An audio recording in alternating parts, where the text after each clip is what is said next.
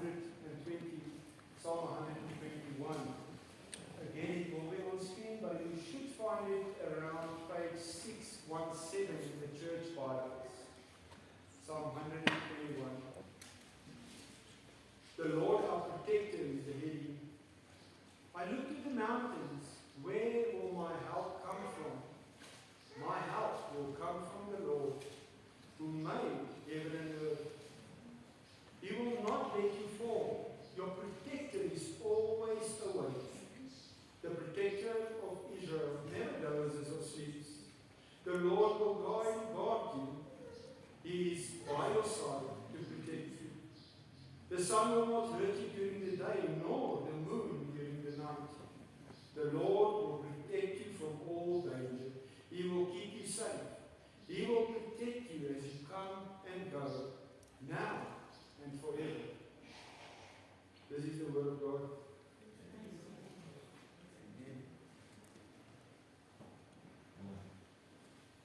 So Psalm 121, the verses I've read this morning in the book of Genesis is a turning point where we see the focus shifting to a story of Abraham. His descendants through whom God is ultimately going to redeem everyone, all nations. In the ancient Near East, if we look at that context, right, your whole who you are, your identity, your survival was directly linked and inseparably tied to the land where you live, the kingship. So this command from the Lord must not be taken lightly. It requires extraordinary trust to follow. Abraham is given nothing. He's not given a map, no timelines. He's not given detailed explanation, but a promise that God will show him the land. And God shows this promise via his divine blessings. The first blessing he says, I will make you into a great nation. We just read, he was 75 years old already. Him and Sarah had no children. But God is saying, I'll make you a great nation. Then he says, I will bless you. I will make your name great and you will be a blessing. And this stands in so much contrast to Genesis 11, where we read about the Tower of Babel, where people, those people, and some of us today, want to make a great name for ourselves. But God has the authority. God can make your name great. I will bless those who bless you, and whoever curses you, I will curse. This is a hard one. I definitely never want to be cursed by God. All people on earth will be blessed through you. God chose, he elected Abraham, not to exclude anybody, but to include everybody, all nations. One person chosen for the sake of many. When God called Abraham, he went to an unknown destination. There was a lot of uncertainties here. But we read nowhere in the scripture that there was any hesitation from Abraham. There was no deliberation, no protest, no negotiation. Abraham trusted the one who called him. He trusted in God. Even today, when God calls us, and he calls us to trust in him, to follow him, to go beyond where our eyes can see, beyond what our eyes can see. How do we do this? The answer is simple. We lift our eyes to the Lord. Worship the God that calls us, the God that blesses us, the God that watches over us, watches over our coming and our going. Church, there are moments in life when you feel that you're standing on the edge of the unknown. You don't know what's going to happen next. Your life is changing. You enter in a new season. Maybe it's a season you never thought of. You just got this diagnosis you never expected. You never thought it would happen to you. You always hear about it happening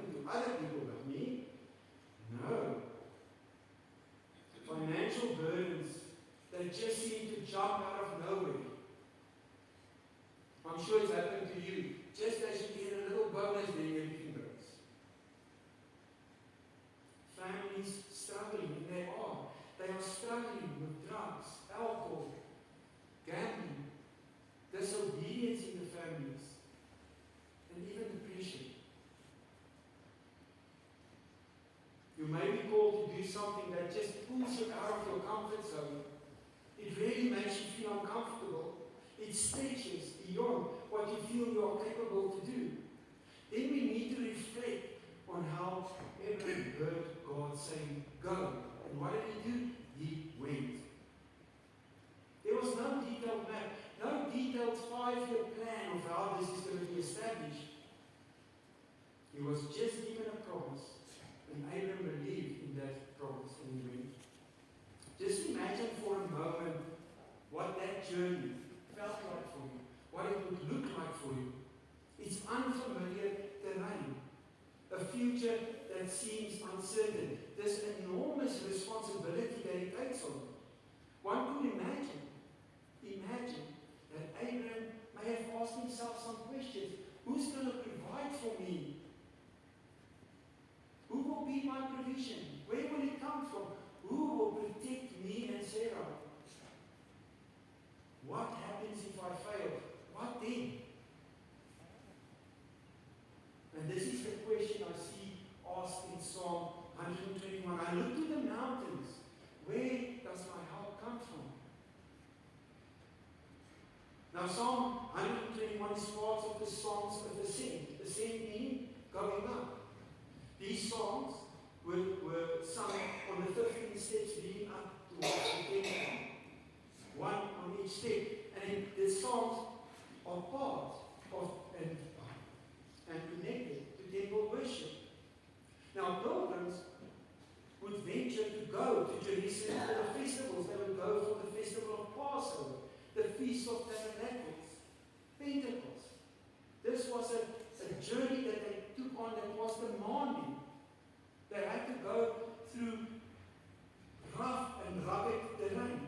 There was weather conditions that were fluctuating.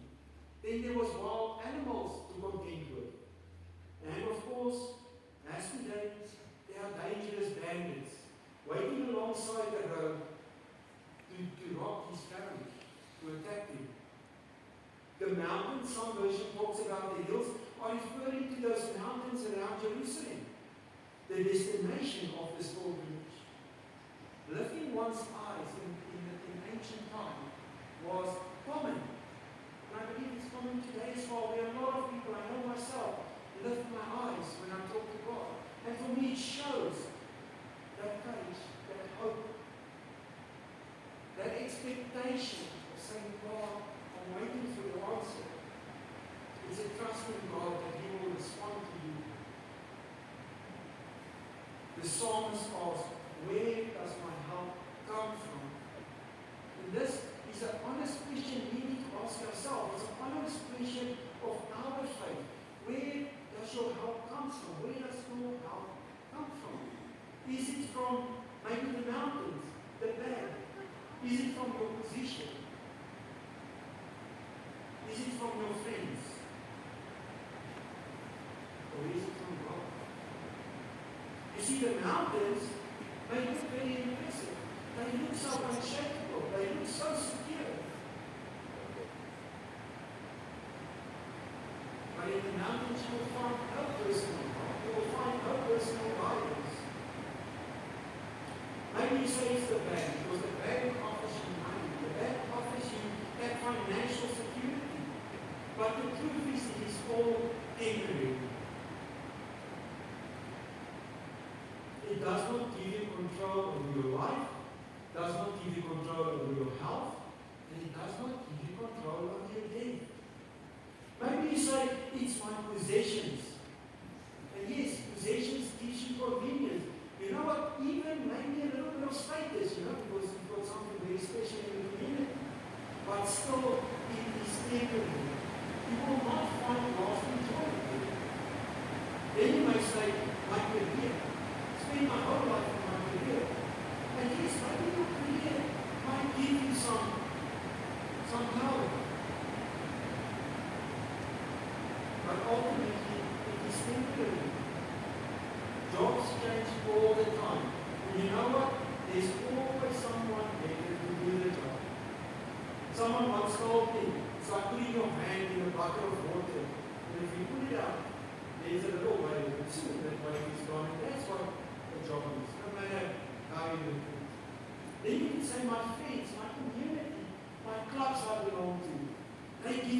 encouragement. They give me support. They even sometimes make me feel powerful. But even that is temporary. It won't last forever because you know what, friends come and go. And even your best friends has no control over the storms in your life. Church, we need to, and we must confess, like the psalmist does, my help comes from the Lord who created heaven and earth.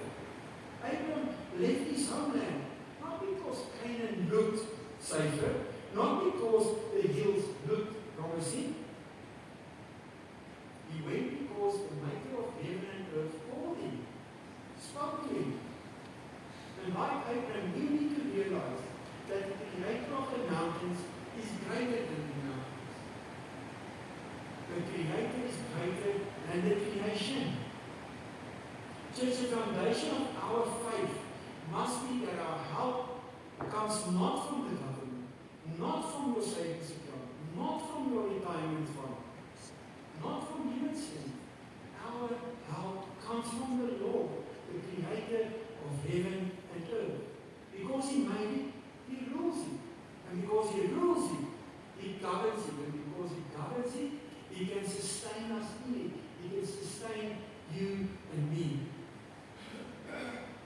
So knowing that your help comes from the Lord, who makes heaven and earth, I want to reflect on 4 key attributes I see of the Lord in this passage. Firstly, the Lord is your keeper, your protector. He will guard you. And I see this coming in these verses over and over, where it says, your protector, the protector of Israel. The Lord will guard you. He will protect you. This just tells me that the Lord is not a distant deity. He's not a God that stands on the sideline. He's a God that is involved actively in our lives. Some translations use the word keeper. And if you look at that word keeper, it means to guard, watch over, and watch this, protect with specific intent. He's doing it intentionally, with specific intent. Abraham's journey was not easy. It was full of obstacles. There was famine. There was conflict. Fear actually tested him. Yet, God preserved his promise. Being kept by God does not mean that hardship is avoided. It means that hardship will not destroy you. He will get you through it. You may be walking up there right now, or even in that valley. But I want you to remember, you're not there alone, and you're not there unguarded. Think about a shepherd at night guarding his sheep. He doesn't sleep carelessly. He sleeps with one eye open, as they say. He stands between the sheep and the wolves. I read the story that in 1972, a shepherd in the Middle East brought his sheep into a fenced area, a walled area for the night. Later that night, he heard a commotion, and he saw that a wolf had somehow gone through a gap in the wall and was attacking one of his sheep. He went and he fought with this wolf. In fighting with the wolf, he was bitten, severely mauled. Ultimately, he was victorious. He killed the wolf with his staff. And then, collapsing in a bloody heap. The next morning, they found the shepherd dead. And his body was draped over that sheep to keep it warm and protect it for the night. The newspaper headline read, "Sheep alive, covered in shepherd's blood." Sheep alive, covered in shepherd's blood. Does that sound somehow familiar to you? You see, that's Jesus, the Good Shepherd, and that's what he did for his sheep, for you and me. Secondly, the Lord never sleeps. It says, the protector of Israel never dozes or sleeps. Some ancient groups believed that their gods slept during certain seasons of the year.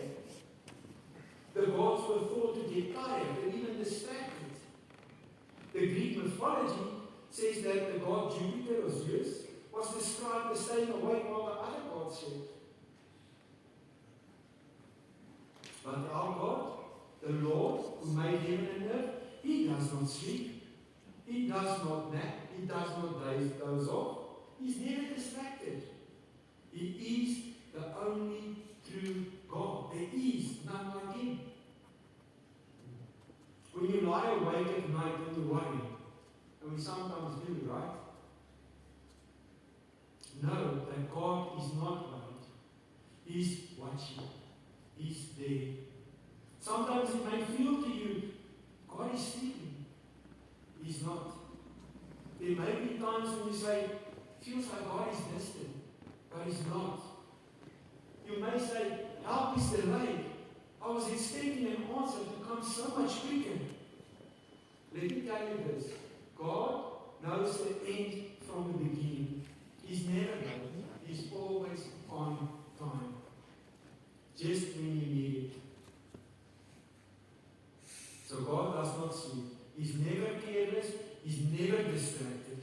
He's never unconcerned about you and me. When Abraham was under foreign skies, God remained faithful. God is not overwhelmed by our crises, by the crises in this world. He never gets fatigued by all your prayers, your consistent prayer for the same thing. He never says, come back later, I'm busy now. He doesn't do that. When you feel there is silence from God, I just want you to remember that God being silent doesn't mean He's absent. He's always there. Thirdly, the Lord is your shade. It says the sun will not hurt you during the day, nor the moon during the night. In the Middle Eastern heat, shade is survival. Shade is not just comfort, but it is also protection. The Bible says He's on your side to protect you. God's intimate and sustaining presence. There is a closeness there. There is an intimacy there. He's a personal God. He does not have shade somewhere where you are not. He's shade by your side. And the wonderful news is that God's care is there all the time. Doesn't matter what season you are going through or what events are happening in your life. Whether it's day or whether it's night. Whether it's bright or whether it's dark. God is always there. He's always close. The scorching sun, those hard times where life and work just feels to put so much pressure on you. It drains your strength. Stress pushes you to the edge. Painful situations that just makes us feel overwhelmed. Then there's this cold uncertainty of night, where fear puts us in chains. We almost feel paralyzed by it.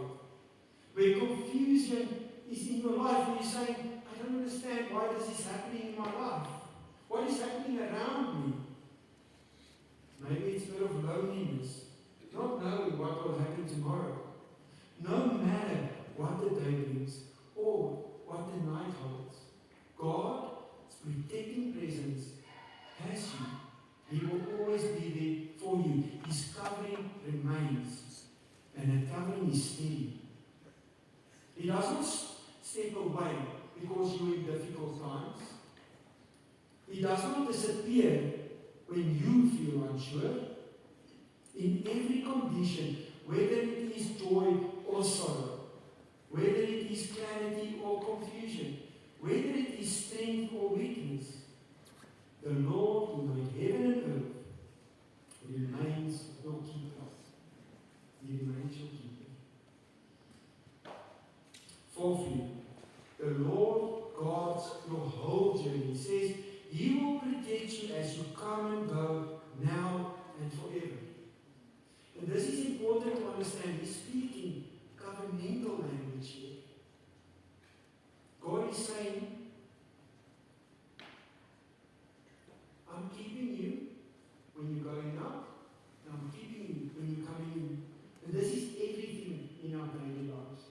Whether it is your own business, whether you are at work, whether you are traveling, whether you are in conversations, whether you are performing duties that is your responsibility, even when it comes to our worship. Whatever it is, whether it's an ordinary task or a very important task.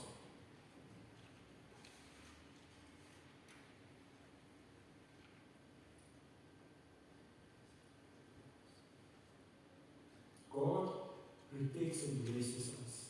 He protects and blesses you when you're on your departures and on your arrivals, your beginnings and your endings, your todays and your tomorrows, your eternities. Abraham went out from Ur and came into Canaan. God kept him on that whole journey, and ultimately we read in the scripture that it says, for Abraham was waiting for the city which God has desired and built, the city with permanent foundations. Abraham was looking for a city whose builder and maker is God. This promise was bigger than just a geographical location, than Canaan. It was an everlasting and eternal promise that God made. Psalm 121 ends with so much hope, not just for safe travels, but also for everlasting security, knowing that God keeps you now and God keeps you forever. So when you ask me, where does my help come from? Look at Jesus. Look at Jesus. We're on a journey of Lent right now. We're walking as pilgrims, much like Abraham stepped into the unknown, and the psalmist lifting his eyes towards the hills. We are on a road with many struggles, many trials, wild and untamed thoughts we need to deal with, wild and untamed ideologies that are around us. The road is bumpy. The area is barren in this life, this wilderness of the world we live in.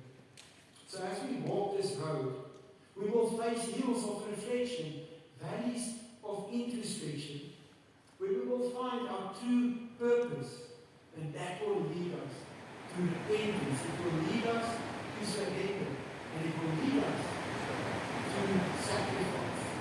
And then there is joy. We know that we are not finding this way alone.